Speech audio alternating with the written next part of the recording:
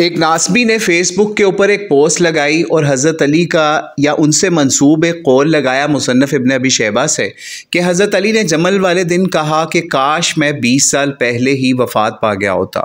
यानी लिखा कैसे वो आप देख सकते हैं अपनी स्क्रीन पे कि काश मैं 20 साल पहले मर गया होता। और नीचे इसको एक्सप्लेन किया उस जाहिल नासबी गलीज़ बंदे ने या पलीद ने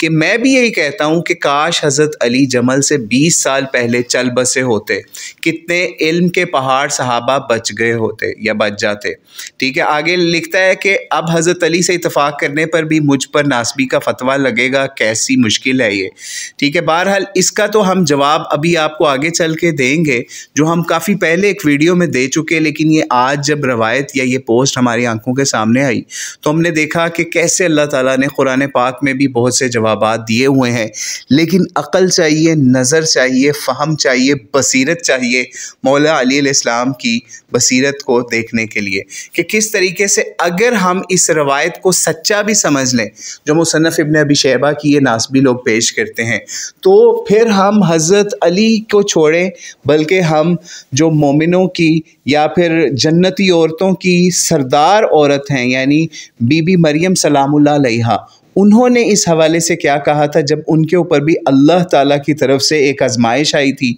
तो उन्होंने क्या कहा था अभी आपको वीडियो के अंदर ही जवाब मिल जाएगा जो हम काफ़ी अरसा पहले दे चुके।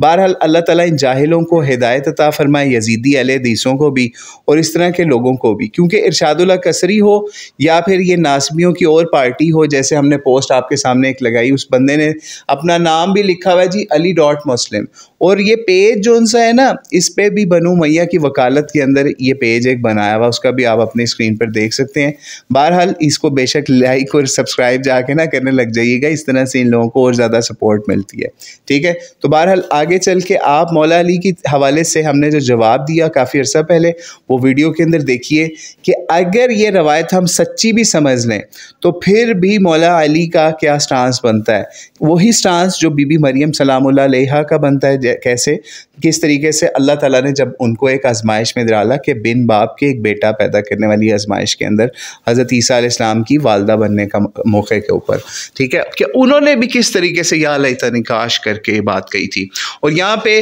उन नासबियों को चाहिए कि अगर इस रवायत को जिसको वो सच्चा समझे बैठे हैं, अगर इसको ही जिसके अंदर शरीन सना की बात हो रही कि 20 साल पहले मौला अली अपनी वफ़ात के हवाले से ख्वाहिश करें कि इतनी बड़ी मेरे पे जमल वाली जो है अल्लाह ताला की तरफ से आजमाइश पड़ गई या फिर क्या मामला हुआ है, तो इन नासबियों को सोचना चाहिए कि हज़रत अली इन 20 सालों इन अपने से पीछे 20 साल कौन से 20 सालों की बात कर रहे हैं कि हज़रत उस्मान रज़ियल्लाहु अन्हु के हवाले से वो बात कर रहे हैं कि उनके ऊपर वो वाले साल भी ना आते, या ये अब जमल से पहले वाले साल भी 20 ना आया होते, कि वो हज़रत अबू बकर और हज़रत उमर की खिलाफत की बात कर रहे हैं कि उसके अंदर वो अपनी वफ़ात को चाह रहे हैं। तो अब आप खुद सोच लीजिए कि अगर ऐसा करेंगे तो फिर हज़रत उस्मान के ऊपर भी बात आएगी कि हज़रत उस्मान की भी खिलाफत को मौला अली क्या समझते थे, वो उसके ऊपर भी फिर आप फिर राफ़ज़ियों को क्या जवाब देते फिरेंगे, क्या क्या मुँह छुपाएंगे फिर दुनिया के सामने कि वो 20 साल भी उनको कैसे लगते थे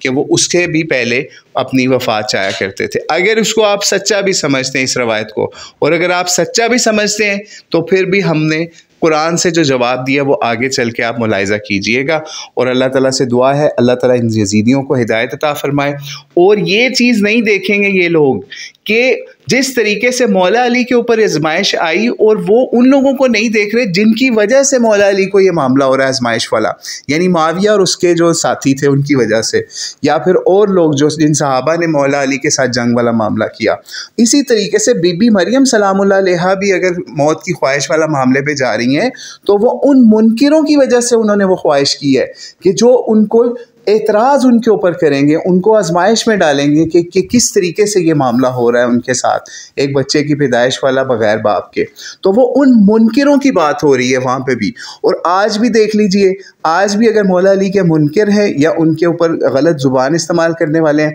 तो उनकी वजह से मौला अली कह रहे हैं कि मुझे इसमें आजमाइश में ना पड़ना पड़ता अगर मैं 20 साल पहले ही इस मामले से दुनिया से चला गया होता। तो आगे चलिए ज़रा वीडियो के अंदर मज़ीद जवाब देखिए। इरशादुल्लाह कसरी साहब की एक वीडियो हम तक पहुंची, किसी ने लिंक शेयर किया और कहा इस पे रिव्यू दें। तो आइए जरा वो वीडियो देखें, फिर उस वीडियो के ऊपर साथ साथ बात करेंगे। अरे पछताउंदा रहा सी, जालिम दे पुत्र है, उस हुकूमत के एजेंट जिन्हें बेईमानी फैलाई और अली गरीब को बदनाम करने की कोशिश। इन्होंने जो कोई रुपया लिया मेरा दावा मैदान चाउन शेखुल हदीस और कदन कोई जगह चले पछताया। झूठियां बना के लोगों को गुमराह कर दी और हसन मुकर कर कतल नहीं, उन्हें आख्या जिन्हें रसूलुल्लाह छड्या से उम्मत नूं मैं इदां छड्डी। जी तो वो आपने पार्ट सुन लिया कि मौलाना इसहाक उस वक्त भी इन लोगों को ये ललकारते रहे, पुकारते रहे कि आओ मेरे साथ। लेकिन ये यजीदी टोला जो है ना वो ऐसा है कि इसका काम यही होता है, लोगों को यही कहते हैं कि हम हदीस करना है, लेकिन जब हदीस की मुहद्दिसीन के फहम की बात आनी है तो उन्होंने फरार हो जाना है। ठीक है, तो ये बहरहाल इस हवाले से आज हम बात करने आपके सामने जा रहे हैं कि मौला अली जो हैं ना तो वो पछताए किसी जंग के ऊपर, क्योंकि उनकी जंगों के ऊपर नबी अलैहिस्सलाम की स्टैम्प्स थी। इसके लिए हम आपको मौलाना इसहाक का लेक्चर्स रेफर करेंगे जो जंग सिफीन का है 17/2/2006 का 17/2/2006 का जंग सिफीन का अहले हदीस की मस्जिद में दिया हुआ लेक्चर, जिसके अंदर उन्होंने नीलुल औतार से, इब्ने क़य्यम से, नवाब सिद्दीक हसन से, इब्ने कसीर से, हर जगह से ये बात साबित की कि अन्ना अली मुहिक़ व माविया क्या आगे बाग का लफ्ज आया। ठीक है, कि यानी हजरत माविया के हवाले से उन्होंने हर जंग के हवाले से अहले हदीस अकाबरीन के हवाले पेश किए, इब्ने कसीर से लेके नवाब सिद्दीक हसन तक, कि यार ये आपके अकाबरीन थे अहले हदीस हो, और आप मौला अली के हवाले से क्या मामला कर रहे हो कि उनके हवाले से क्या आपके मुहद्दिसीन हवाले नोट करवाते रहे और आप क्या हवाले नोट करवा रहे हो। तो इसलिए हम इरशादुल्लाह कसरी साहब को दावत इस्लाह, दावत फिक्र पेश करेंगे कि ये जुल्म ना करें, मौला अली ने कभी ये काम नहीं किया। और आखिर में इनको कुरान पाक से भी इस हवाले से हम जवाब देते हैं कि अगर ये समझते हैं कि ये पछताना था तो फिर हम बीबी मरियम सलामुल्लाह अलैहा का आपको आज हवाला पेश कर देते हैं, जो कि समझ लीजिए सूरह मरियम के अंदर वर्स नंबर 23 के ऊपर आपको मिल जाएगा हवाला। उस आयत का हिस्सा ऐसा है कि वो आपको हर यजीदी जो ये दावा करेगा कि मौला अली पछताए थे या मौला अली ने काश का लफ्ज इस्तेमाल किया था कि वो ना जाते, इस तरह जंगों में ना होते, तो फिर बीबी मरियम सलामुल्लाह अलैहा के ऊपर भी ये फतवा लगाए। क्या था, उन्होंने कहा था कालत या लैतनी मित्तु क़ब्ल हाज़ा व कुन्तु नसियम मनसिया, यानी बोली काश मैं इससे पहले मर गई होती। ठीक है, यानी मुझे वफात हो गई होती और लोगों की याद से भी भूली बसरी हो गई होती। यानी वो जो मामला था हजरत ईसा अलैहिस्सलाम की पैदाइश वाला, बगैर बाप वाला, यानी वो ये बात कह रही हैं उस वक्त गम में, दर्द में, जब वो मामला उनकी प्रेगनेंसी वाला चल रहा है। ठीक है, तो अब आप खुद सोचिए कि क्या ये आप उससे रिलेट नहीं कर सकते आज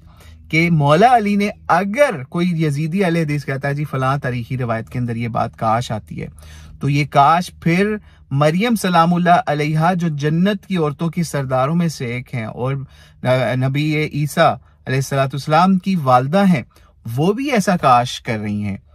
हालांकि उनको पता है एक नेकी का अमल है, अल्लाह ताला की तरफ से ऑर्डर है, लेकिन वो कह रही है मैं इस अमल से पहले मर गई होती, ठीक है, या मेरी वफात हो गई होती। और ये तर्जुमे में ये लफ्ज लिखा हुआ है इससे पहले मर गई होती। ये हम पे भी कोई क्लिप कटिंग करके ये ना कहे इन्होंने हजरत मरियम सलामुल्लाह अलैहा के हवाले से ये फतवा लगाया। तो ये आपके तर्जुमों के अंदर ये बात इस तरीके से लिखी गई है कि इस तरीके से उनके लिए ये वर्ड यूज किया गया। तो इसलिए मौत की आरजू तो उन्होंने भी इस हवाले से की थी, उन्होंने भी काश का वर्ड यूज किया था, या लैतनी। ठीक है, तो इसलिए ये चीज समझ लीजिए कि मौला अली ने कोई ऐसा काश या कोई ऐसी चीज नहीं की। और हमारी अहले हदीसों से भी रिक्वेस्ट है, वो यजीदी हो या हुसैनी हो, अपने पेजेस को इस तरह की गलाजतों से ना भरें कि हमें उन पे रिप्लाई देना पड़े। अच्छा,